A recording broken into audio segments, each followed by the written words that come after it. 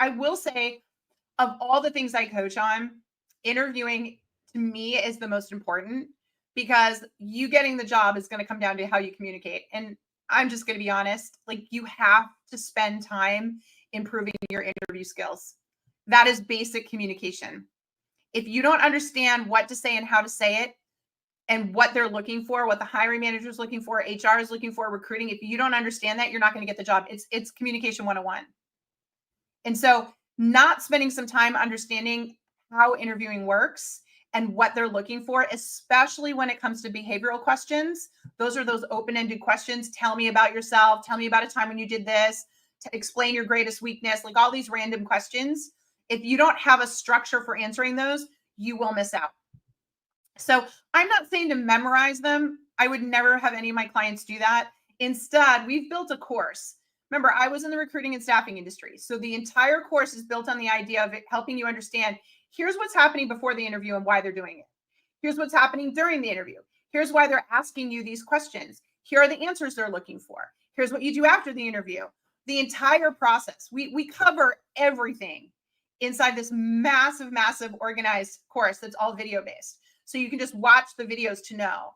If you're not getting past the second round of interviews, you need to be focusing on interview answers, specifically behavioral questions, because with behavioral questions, folks, we're not just assessing your experience level. Obviously, you're there because you have the experience. We're assessing your personality, meaning communication-wise, can you get along with everyone, but also your aptitude. Like, do you understand what you need to be doing? Could you do it our way? And so we need to listen to you explain how you would approach things and how you've approached things in the past to get a sense of whether or not you would fit, right?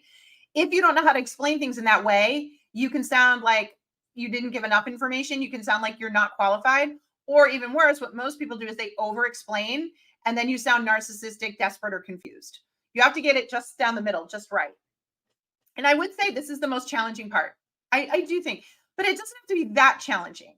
I tell this story all the time. My entire interview course was built for a young man, senior in college, double major, brilliant, top of his class, could not land a job because he was so scared going into interviews. He was sweating through all his clothes. And so what we did is said, if we can teach you what's happening and why it's happening, you can relax. Because what's really stressing you out in these interviews is you don't know what's coming. And so then you're punting, you're like guessing. That's silly. Let's make you understand every aspect of it. Let's plan out what you should say, the framework of what you should say. Let's get you comfortable. Let's mock interview. And sure enough, he had competing job offers. So you are someone who's got to really think about that. Now, I do have, if you just want a quick hit, folks, the 18 most common questions you'll be asked in a job interview that are those open-ended questions, I have linked in my bio. So you'll find them linked in my bio, and you can download it. It's just a quick document, and you could at least start to answer them. If you want to hear me explain how to answer every single one, I have a video for every single one inside Work It Daily. I have a framework for you to answer every question. And some questions are trick questions, like, what do you think makes a good manager? Serious trick question. Did you know that? What do you think makes a good manager? The moment you start answering, we know you're talking about your past manager. We know, right? And I'll tell you the mistake people make. They start talking about, well, I don't want a boss who micromanages, who does it, right? And you just start going off. And now we know exactly what happened in your last job. And the reality is we don't assume that you're right or they're right. We figure they're somewhere in the middle.